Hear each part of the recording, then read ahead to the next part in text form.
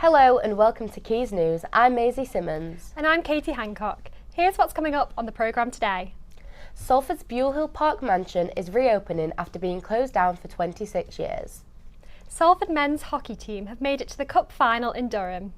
Still going, drop shoot, and it's in!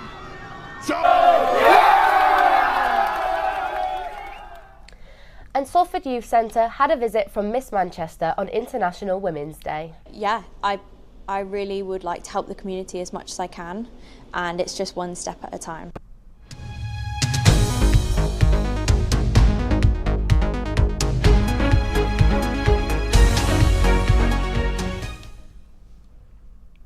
Phase 1 of the refurbishment at Piccadilly Gardens has officially begun. The area will be transformed entirely by summer 2027. We will now hear from Alfie Garner with more. Yes, just behind me, the work is beginning to replace and rip up these fountains. This is phase 1 of the council's plan to restore Piccadilly Gardens.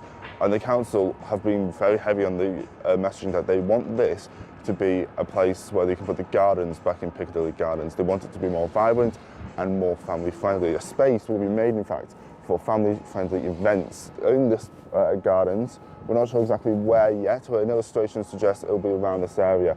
The illustration that was released back in autumn last year shows what this place will be like with a new children's play park, which is just over there. Some new trees, some new plants to put that garden emphasis back into the area. There's going to be a better use of space as well, getting rid of low concrete walls and putting raised planters like there is in Ancoats Green, and also making this safer. They're working with Greater Manchester Police to install loads more CCTV around the area. That will hopefully be enacted by the time of summer 27. That's what they hope anyway. They're also working with Transport for Greater Manchester in the longer term to make this a local transport hub in the area, a local interchange. The works are just beginning. They've still got a year and a half now, just about to make this work, but they are moving at rapid pace to get them fountains removed so they can move on to phase 2 of this restoration. Thank you, Alfie. Buile Hill Park mansion is reopening after being closed down for 26 years. The Grade 2 listed mansion has been undergoing renovations since 2023. Josh Bingham is live from Buile Hill Park. What more can you tell us, Josh? Well, the gusty winds certainly haven't brought any joy to the proceedings last day, but there's been a real buzz around Buile Hill Gardens the last few days. Of course, the park, one of the oldest in Salford, as well as this mansion behind us, which is a Grade 2 listed mansion, which means it's significant to history in England, and it means it must be preserved, and Salford Council certainly have delivered on that the last few years. Just around the gardens today, I've been seeing workers working tirelessly throughout the rain and wind to get this ready for the 21st of March for the grand reopening after 26 years. This is an iconic mansion in Salford, and it was for years derelict and was a bit of an eyesore for many of the public walking through this cherished park. There's been plans to renovate the building for many years now, and we're finally towards the latter end of it. And of course, throughout the rebuild, Salford Council entrusted multiple companies, including the interior design company Space Invaders, who aim to, throughout the interior design, to get it as close and accurate to the original as possible. And even throughout sweeping up the debris, they were able to find the original tiling of the main building, which they've now cornered off and preserved as part of the building itself to be shown for history. This has been a project 3 years in the works, and finally it's shining through. So Josh, why is the reopening of the mansion so important? Well, let it not be mistaken, the history of this building is rich. It was built around 1825 to 1827, and it was the home of a man called Thomas Potter, who wasn't just a textile merchant, but was the first mayor of Manchester. It was also the home of Salford's Mining Museum up until 2000, where at the turn of the century it was closed down and has since been abandoned and left to rot. It was really quite a sad sight to see for many years, and for the public around this area who have been coming to the park since they were younger. It is a vital piece of Salfordian history, and finally it's being preserved as it deserves. So Josh, what will the mansion actually be used for? Well, there's a lot of ambition for this building to be used the next few years. The mansion will be the host of a function room which can be used for weddings, which is a great option to many around Salford for those who are wanting to get married around this beautiful park. It can host up to 80 people, they're saying, and by the end of the year it should be all up and running to go. It's got a bit of a Georgian style to it due to the infrastructure, which has been preserved beautifully by all the people who have been working on it. And there's also going to be a new cafe on the ground floor which will be open every day and is called The Secret Garden, and it's actually a homage to the 1911's children novel, and it's believed the author Frances Hodgson Burnett wrote the book while visiting the garden, although that is not confirmed. However, it is a nice little tribute to a brilliant children's novel from back in the day. The mansion is set to reopen on the 21st of March, so all systems are go, and for many of us we can't wait to see what is to come of this. That's great, thanks for that, Josh. Now we'll hear from Tyler with the latest sport update. Fabio Barini. Salford City repeated last weekend with another home win, this time beating Walsall 1-0, with Fabio Barini scoring on his 400th club appearance. Probably, you know what, probably the most proudest I've been in my career. Listen, League 2 is hard, and I found that out over the last 2 years. And sometimes it's a different level of attention to detail. It's energy, it's desire, it's an appetite, it's something to hold on to and not throwing that away. Over at Bellevue, Manchester Basketball are through to the quarter-finals of the ENBL with a hard-fought 94-92 win over BC Dubrava. The last shot being missed by the away side sent the crowd into pandemonium. Well, he comes back round. Oh, the defender slipped right for the win! No! Manchester are through!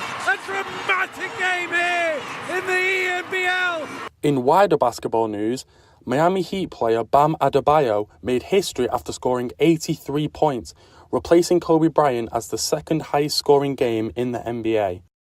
And finally, back over to Bellevue with the netball, Manchester Thunder defeated London Mavericks 69-59 to avenge their loss in late February to London Pulse. Tyler Wagstaff with the sport on Quays News. Salford Youth Centre had a visit from Miss Manchester International on Sunday for International Women's Day. She spoke alongside a panel of other women and spoke about her pageant journey and her new venture as a boxing reporter. Not only that, she has made it her mission to help the local community in any way possible. Our reporter, Lily Faye Maguire, has more. International Women's Day was last Sunday, a day where women across the globe were thought about and celebrated. Jasmine Gaston, also known as Miss Manchester International, attended Salford Youth Centre alongside local inspiring women to talk about her new venture as a boxing reporter.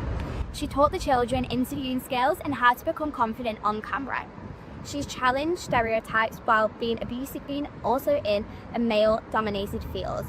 During the weekend, I attended an International Women's Day event at Salford Youth Zone, where I hosted my very own workshop, and I had a lovely group of young girls attend it, where I spoke about my pageant journey, my careers in journalism, and just everything really. I covered all aspects of careers and interview skills, and they loved every minute of it. Another thing that we done there was a youth panel talk where we spoke about the difficulties that women face in general, alongside work and sort of the stereotypical things that you would expect. So, for example, the fact that in journalism, it is a very, specifically boxing journalism, it's a very male-dominated sport, and it with women being in the boxing journalism world, you tend to only find 2 to 3 women in a press conference, and the rest male journalists. So it's still something that we are tackling. Jasmine doesn't only invest her time into pageants, she also does fundraising and helps out her local community. She is currently running a programme that donates Easter eggs, colouring pencils and colouring books to those who will go without this year. I am doing a Easter donation appeal where I would like to collect Easter eggs and colouring books, anything Easter, which will be going to Manchester Children's Hospital for children that may not be able to have Easter outside of the ward this year. Now, alongside this, we do a lot of charity work. So as part of my charity work, doing the event at Salford Youth Zone goes towards that.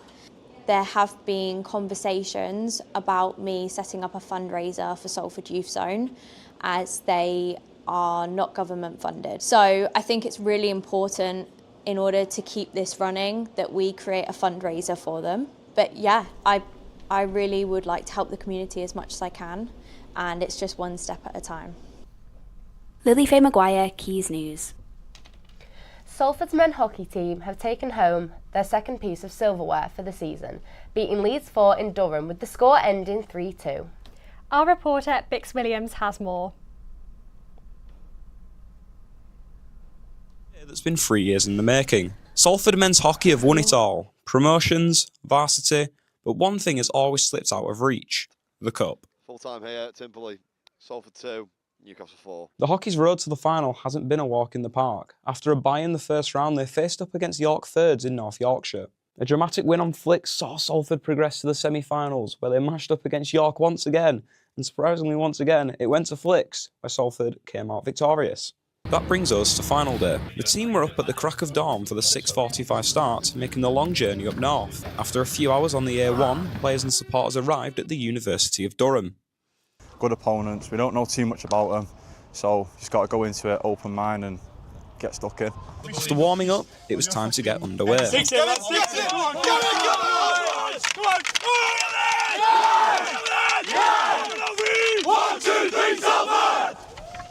Kicking off at Durham University, Salford men's hockey taking on Leeds 4th. Salford got off on the stronger foot, but after missing a handful of chances, they were ultimately punished. And that one's put in. Leeds break the deadlock. Going into the break behind, Salford were adamant to turn the tide back in their favour. And they get the equaliser. Salford kept their foot on the gas in pursuit for the lead. Puts it in. Momentum was well and truly in the Blues' favour, and they weren't finished yet. Go in, rope shoot, and it's in! Top left corner, what a strike! Salford lead 3-1! A late goal from Leeds had them believing until the very end, but time got the better of them. And the final whistle goes! It's the final whistle! Salford Uni Hockey Club have done it! I thought we might have had about 5 minutes left or so, but no! The celebrations begun as the hockey completed their goal at long last.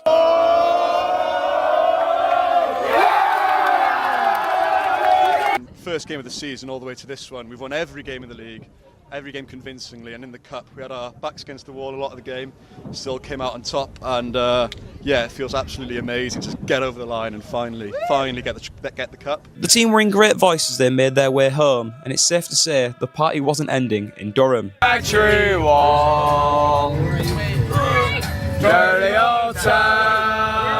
And full time, it's home time for everyone, but what a day it's been. A great win for the hockey, and they're just going to go again. They're going to keep getting better. We will not stop. We will not stop. They won't stop. A lot of third years have left, but what a legacy they're going to leave. And a great day once again for Salford. I love it. Bix Williams, Quays News. With Mother's Day fast approaching this Sunday, women around the country are being celebrated by friends and family. But did you know the holiday has been upheld since the Middle Ages, where people who had moved away were allowed to travel home to visit their families and their local church, known as their mother church, which sparked the name? That's really interesting. I always wondered where that name came from. Anyway, here are our reporters Annabelle and Charlotte, who went out to ask the public how they'll be celebrating. Single parent, and my daughter is now 31, and she's going to be treating me to a day out in Manchester.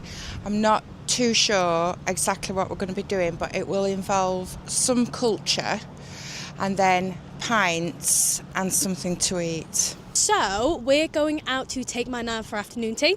So we're a very female-led family. I've got my mum, my 2 aunties and my nana. We typically do a Mother's Day on the Friday, so we're going out for a meal, and then on the Sunday we're hopefully going to Bent if we can get it planned. I'm going to take my nana out for afternoon tea. That's amazing. So for Mother's Day I'm going to go home and visit her. I've made her a painted photo frame with a picture of me and my brother in, so that'll be nice for her. 32 there. Yeah. But it's actually her birthday the week after. Sometimes it's on the same day. So that's always special. So yeah, I'll just go and see her. I think we'll have a meal as well. Very nice. Yeah, awkwardly, my mother's passed away, so I'll be, don't worry. So me and my dad family, we'll go meet up, have a bit of a meal, and yeah, that'll be nice. So no specific plans on that one, though. And on that delightful note, that's all we have time for today. To everyone who's celebrating Mother's Day, have an amazing weekend. Thank you for watching and have a lovely evening. Goodbye.